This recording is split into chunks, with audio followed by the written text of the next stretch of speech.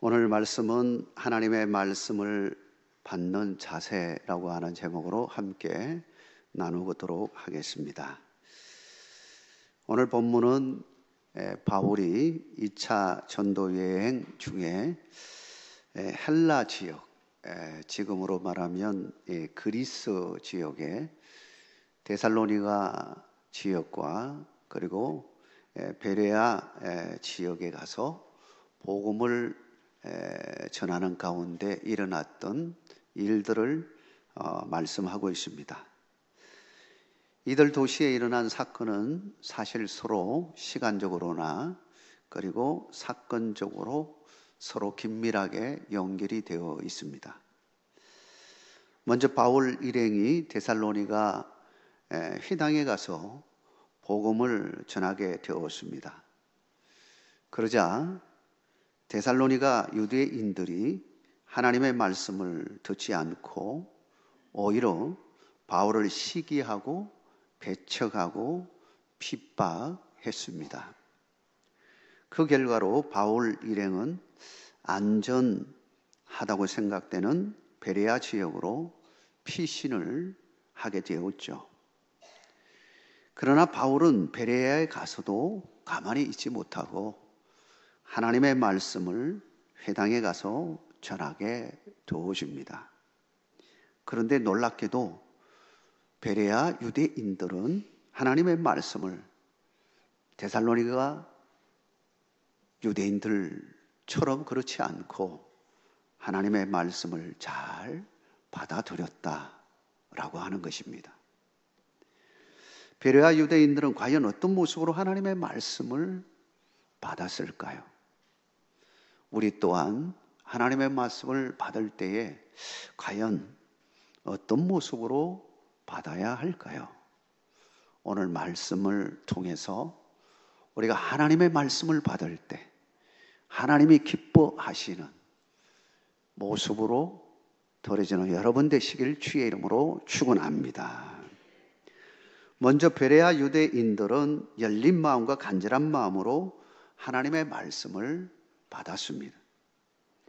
데살로니가 유대인들과는 다르게 베레아 유대인들은 말씀을 대하는 태도가 정말 놀라운 모습을 하고 있습니다.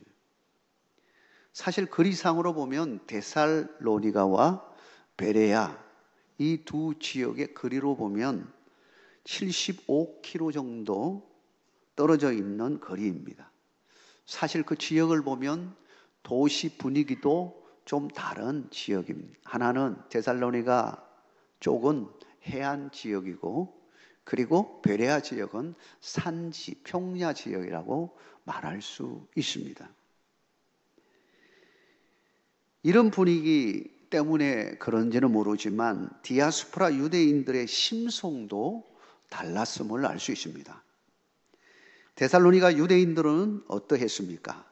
그들은 바울의 일행과 그의 말에 대해서 동족임에도 불구하고 배타적으로 나왔습니다. 그들을 시기하고 불량배들을 동원하여 바울 일행을 없애려고 했습니다. 본문의 4절과 5절이 이를 보여주고 있습니다. 우리 같이 4절과 5절을 한번 읽도록 하겠습니다. 그 중에 어떤 사람 곧 경건한 헬라인의 큰 무리와 적지 않은 기부인도 권함을 받고 바울과 실라를 따르나 그러나 유대인들은 시기하여 저자의 어떤 불량한 사람들을 데리고 떼를 지어 성을 소동하게 하여 야손의 집에 침입하여 그들을 백성에게 끌어내려고 찾았으나 4절 말씀에 뭐라고 말하고 있습니까? 바울의 설교에 모두가 은혜 받지 못한 것은 아닙니다. 은혜 받은 사람이 있었습니다. 오히려 경건한 헬라인, 즉 헬라인으로서 유대교로 개종한 많은 사람들이 바울의 말씀에 은혜를 받았다고 말하고 있습니다. 특별히 높은 지위에 있었던 사람들 중에 기부인들도 있었는데 그들도 은혜를 받고서 바울과 실라를 따랐다고 말하고 있습니다. 그러나라고 하는 이 포인트가 오늘 본문에 나와 있습니다. 그러나 유독 유대인만이 바울을 배척하고 핍박하였다라고 하는 것입니다. 똑같이 하나님의 말씀을 듣는데 한 사람은 은혜를 받는데 한 사람은 은혜를 받지 못하고 있습니다. 여러분은 어떻습니까? 그 이유가 무엇이 있을까요? 오늘 본문에 데살로니가 유대인들은 왜 하나님의 말씀을 듣는데 그들은 그 말씀을 받아들이지 못했을까요? 이유를 보니까 시기 때문이다 이렇게 말하고 있습니다. 여기서 시기라고 하는 것은 바울을 유대교 공동체를 깨는 존재로 여겼다라고 하는 것을 보여주는 겁니다.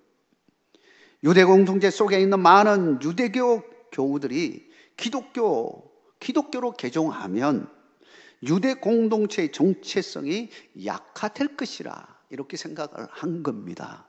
그래서 바울을 배제시킨 겁니다. 배척한 겁니다. 그리고 없애려고 했던 겁니다.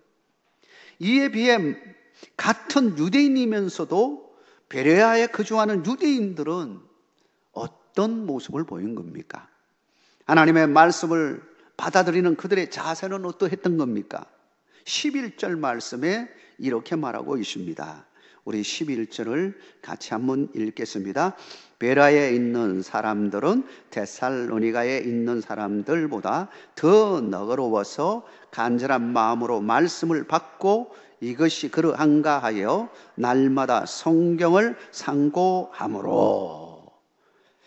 베레아 유대인들은 무엇보다도 데살로니가 유대인들보다도 더 너그러워서 간절한 마음으로 말씀을 받았다라고 말하고 있습니다. 너그럽다고 하는 것이 무슨 의미입니까? 여러분, 너그러운 사람이 되기를 주의 이름으로 축복합니다. 폭이 넓은 사람이 되어야 합니다. 잘 수용하고 받아들일 수 있는 사람이 되어야 합니다. 너그럽게 오픈해서 우리의 마음의 문을 활짝 여서 하나님께서 나에게 무슨 말씀을 하실까 하는 그 기대감을 가지고 하나님의 말씀을 들어야 된다는 거예요.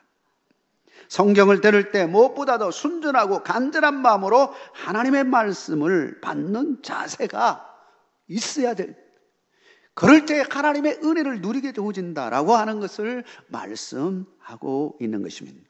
예수님께서도 비유의 말씀을 하시면서 좋은 시 옥토밭에 대해서 이야기하고 있죠. 마태복음 13장 23절에 이렇게 말하고 있습니다. 우리 같이 한번 읽어보겠습니다. 좋은 땅에 뿌려졌다는 것은 말씀을 듣고 깨달은 자니 결실하여 어떤 것은 100배, 어떤 것은 60배, 어떤 것은 30배가 되느니라 하시더라. 마음의 밭에 대해서 예수님께서 말씀하십니다. 복음의 씨앗이 떨어졌다. 그 마음의 밭에 떨어졌을 때에 어떤 것은 잠시 싹이 나가다가 사라지기도 하고 어떤 경우에는 새가 날아와서 먹어버리기도 하고, 그러나 좋은 옥토밭에 떨어진 이 말씀의 씨앗은 잘 그 속에 심기워져서 싹이 나서 30배, 60배, 100배의 열매를 맺는다 이렇게 말하고 있습니다. 말씀을 우리의 심령 가운데 떨어졌을 때에 우리가 그 말씀을 받아들이고 수용하고 깨달아질 때에 그와 같은 열매들이 맺힐 것을 말하고 있는 것입니다. 사랑하는 성도 여러분, 우리는 좋은 밭, 옥토밭이 되어야 하는 것입니다. 말씀을 받아들일 수 있는 수용성을 가지게 되어질 때 은혜를 받게 되어지는 것입니다. 사랑하는 성도 여러분, 우리의 마음이 정말 오픈되어져서 열린 마음으로 하나님의 말씀, 이 시간에 나에게 정말 고통스러운 찔림의 말씀이라고 하더라도 그것이 하나님의 말씀이라면 내가 받겠습니다라고 하는 그런 마음으로 받을 수 있는 여러분의 너그러운 마음이 되기를 주의 이름으로 축원합니다. 두 번째로, 베레아 유대인들은 날마다 성경을 상고하고 분별하였다라고 하는 것입니다. 본문 2절과 3절에 살펴본 것처럼 바울의 일행이 데살로니가에 가서 말씀을 전하게 되었는데 어디 가서 전했냐면 바로 유대인들이 세운 공회에 가서 말씀을 전하게 되었습니다.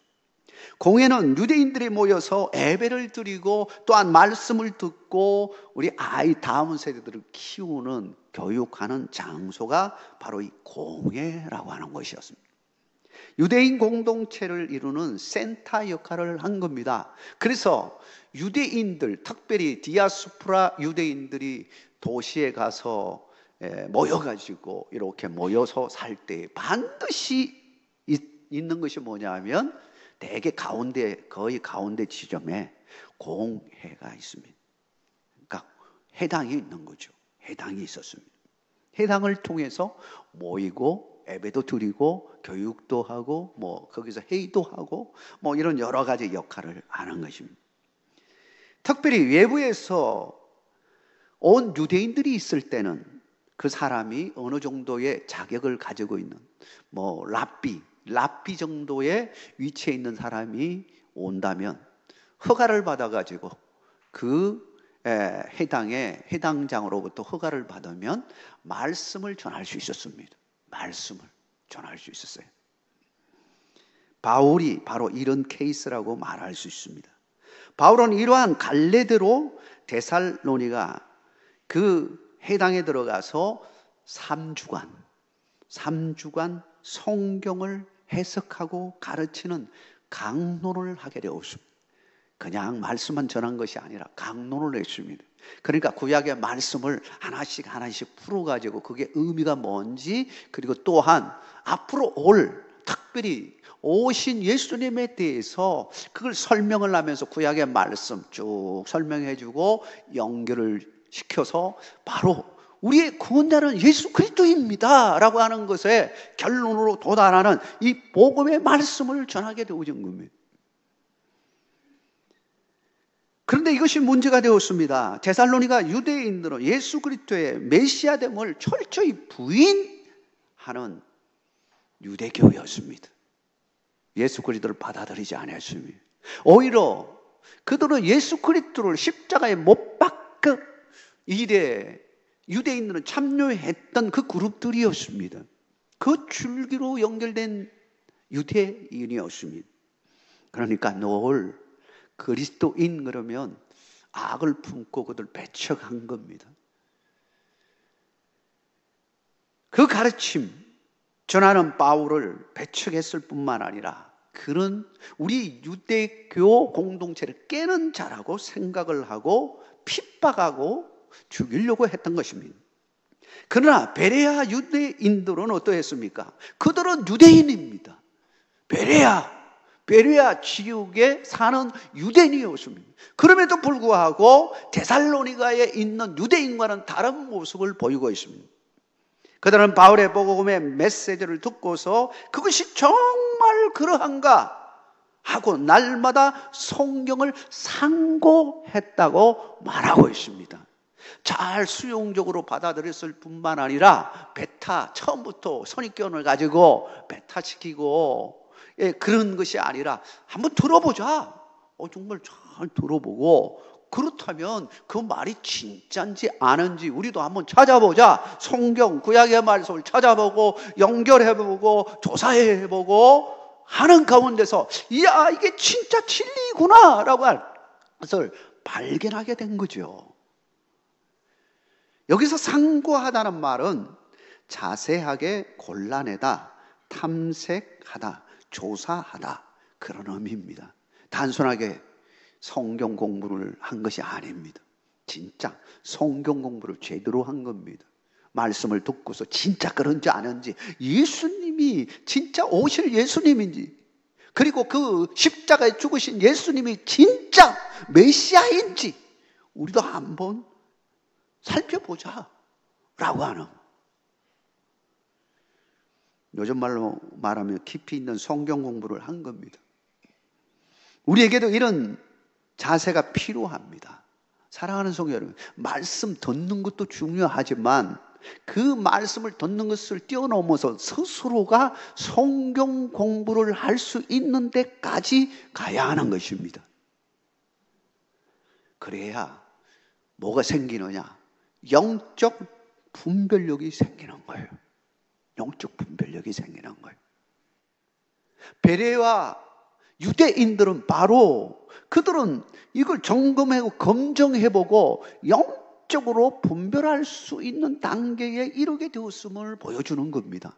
사랑하는 성도 여러분, 우리도 마찬가지입니다. 단순하게 하나님의 말씀을 듣는 것뿐만 아니라 우리 스스로가 하나님의 말씀을 읽고 공부하고 조사하고 연구함으로 그 말씀을 통하여 하나님을 만나고 경험함으로 자연스럽게 우리에게 영적인 분별력을 가질 수 있는 은혜의 자리로 나가야 하는 것입니다. 여러분에게 그와 같은 은혜가 함께하기를 주의 이름으로 축원합니다. 히브리서 5장 13절에서 14절에 이렇게 말합니다. 우리 같이 한번 읽도록 하겠습니다. 이는 젖을 먹는 자마다 어린 아이니 의의 말씀을 경험하지 못한 자요 단단한 음식은 장성한 자의 것이니 그들은 지각을 사용함으로 연단을 받아 선악을 분별하는 자들이니라. 신앙에도 어린 아이의 신앙이 있다는 겁니다. 신앙에도 장성한 분량에 이르는 신앙이 있다라고 하는 것입니다. 신앙이라고 해서 모두가 동일한 것이 아닙니다. 어린아이가 있는 것처럼 신앙에도 어린아이가 있고 장성한 사람이 있는 것처럼 신앙에도 장성한 믿음이 있다라고 하는 것입니다. 여러분들도 장성한 믿음이 되기를 주의 이름으로 축원합니다. 언제까지 어린아이처럼 지내기 그냥 듣기만 하고 그 길로 또 한 길로 또 그냥 내보내기만 하고 그런 것이 아니라 정말 이 말씀이 나의 말씀이고 이 말씀이 왜 나의 말씀이 되는지 또 성경을 이렇게 찾아보고 그 말씀 속에서 하나님이 뭐라고 말씀하고 있는지 또 다른 본문에서는 어떻게 말씀하고 있는지 이것들을 분별해낼 수 있는 믿음에까지 이룰 수 있어야 된다라고 하는 것입니다. 우리를 살리는 것은 기도도 있지만 말씀이 함께 해야 되는 것입니다. 말씀 공부에 이 좋은 날씨 정말 가을을 주었습니다. 독서의 계절입니다. 진짜 독서해야 할 영적 독서는 하나님의 말씀입니다. 말씀을 깊이 연구함으로 여러분의 신앙이 더욱 자라기를 주의 이름으로 축원합니다. 마지막으로 베레아 유대인들은 말씀의 확신을 가지고 구원의 열매를 맺었다고 하는 것입니다. 하나님의 말씀의 본질은 무엇일까요? 여러분, 하나님의 말씀의 본질이 무엇일까요? 그냥 지식으로 듣는 것이 그 자체가 본질일까요? 아닙니다. 만약에 그것이 본질이라면 우리는 예수 믿지 않더라도 성경을 읽을 수가 있고 성경을 지식으로 가질 수가 있습니다. 실제로 그런 사람들이 의외로 많습니다. 성경도 읽고 불교에서 말하는 것도 읽고 여러 가지 많이 지식을 쌓는 사람들이 있습니다. 그러나 우리는 성경을 읽는 이유는 구원에 이르기 위해서이다라고 하는 겁니다. 구원이 없다면 사실 우리는 성경 외에 다른 것도 읽어도 됩니다. 굳이 성경만 읽을 일이 아닙니다. 구원이 없다면 그 길 사실 가지 않아도 됩니다. 그러나 유일하게 구원의 길을 가르쳐주고 있는 책은 성경밖에 없습니다. 성경만이 유일한 거고 성경 속에 있는 주제이신 예수 그리스도를 믿어야 구원에 이르게 되어지는 것입니다. 그래서 요한복음 5장 24절에는 우리 주님께서 이렇게 말하고 있습니다. 우리 같이 읽겠습니다. 내가 진실로 너에게 이르노니 내 말을 듣고 또 나 보내신 이를 믿는 자는 영생을 얻었고 심판에 이르지 아니하나니 사망에서 생명으로 옮겼느니라. 여러분, 성경의 주제는 예수 그리스도임을 믿으시기 바랍니다. 그가 하신 말씀, 그가 가신 길, 우리가 예수 그리스도를 믿음으로 우리는 구원에 이르기 때문인 것입니다. 데살로니가 유대인들은 바울이 전한 복음을 믿지 않았습니다. 배척했습니다. 왜 그랬을까요? 애초부터 배워온 유대 율법주의라고 하는 이 율법의 얽매에 있었습니다. 그들은 복음이라고 하는 것을 배척했습니다. 진짜 중요한 것은 복음에 있었는데 율법도 있는 이유가 복음을 위한 것이었는데도 불구하고 그들은 복음을 밀어냈습니다. 그리고는 뭘 붙잡고 있냐면 율법을 여전히 붙들고 있습니다. 구약에 있는 율법을 통해서 그들은 구원에 이르고 하나님의 축복을 누린다고 믿었습니다. 반은 맞습니다. 반은 맞는 말이에요.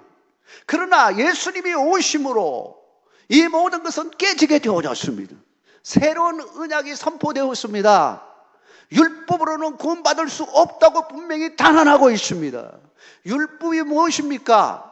스스로 잘 율법을 지키면 구원받고 그리고 축복받는 것, 이게 골자이지 않습니까? 근데 하나님이 그 말씀대로 살면 복을 주시겠다고 분명히 약속하셨지만 그걸 지킨 사람이 성경 속에 누가 있습니까? 한 사람도 없습니다. 누구도 지키지 못했습니다. 다윗도 지키지 못했습니다. 누구도 지킨 사람이 없습니다. 아브라함도 지키지 못했습니다. 그러면 왜 율법을 주신 것입니까? 분명히 바울은 이야기합니다. 율법을 주신 것은 무엇 때문인가? 우리가 지키지 못하는 존재이다라고 하는 사실을, 죄인이라고 하는 사실을 깨닫게 하기 위해서 하나님이 주셨다고 말하고 있습니다. 우리는 율법이 없었다면 내가 죄인인지 잘 모를 것입니다. 우리는 수많은 법이 있죠. 이 세상 살아가는데 법, 그 조항들이 있으면 이렇게 하면 몇 년 뭐 살고 뭐 어떻게 하고, 이 법이 있기 때문에 그걸 보고는 내가 죄를 지었구나, 내가 이 정도 살아야 되구나 하는 것이 딱 나와 있습니다. 우리는 하나님의 말씀, 율법이라고 하는 이 구약의 말씀을 보면서 우리는 인간적으로는 도저히 내 힘으로는 구원받을 수 없구나. 그래서 하나님께서 우리를 불쌍히 여겨서서 우리가 죄인인 것을 깨닫게 해주시고 대신 그 짐을 지게 하시는 분, 다시 오실 메시아 예수 그리스도를 소망하게 해주시고, 그분이 바로 예수 그리스도 하나님의 아들 예수 그리스도임을 말씀하고 있는 것입니다. 그분을 믿어야 우리는 진정으로 죄에서 해방될 수 있다라고 하는 것입니다. 이게 진리인 겁니다. 이 진리를 가르치지 아니하고 이 본질을 가르치지 않는다면 비진리가 되는 겁니다.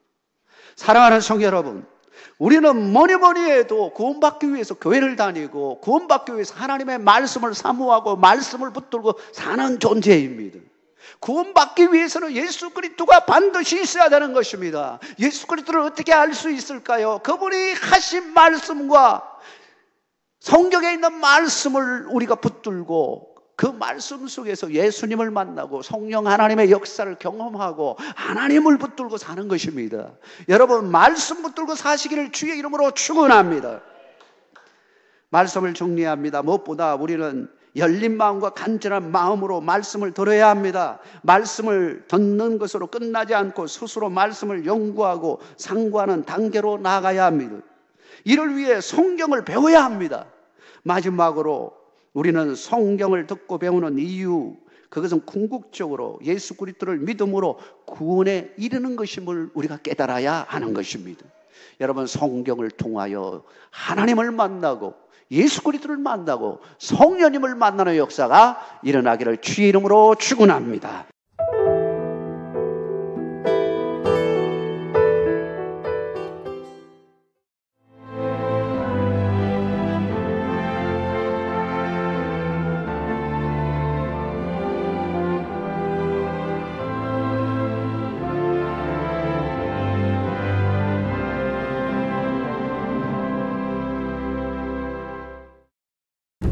지금 신에게는 아직 12척의 전선이 있사옵니다. 이순신 장군이 장계를 올린 그곳, 보성 열선루. 역사와 차문화, 세대와 전통, 자연이 모두 하나가 되는 순간. 2025 제1회 보성 열선루 이순신 역사문화축제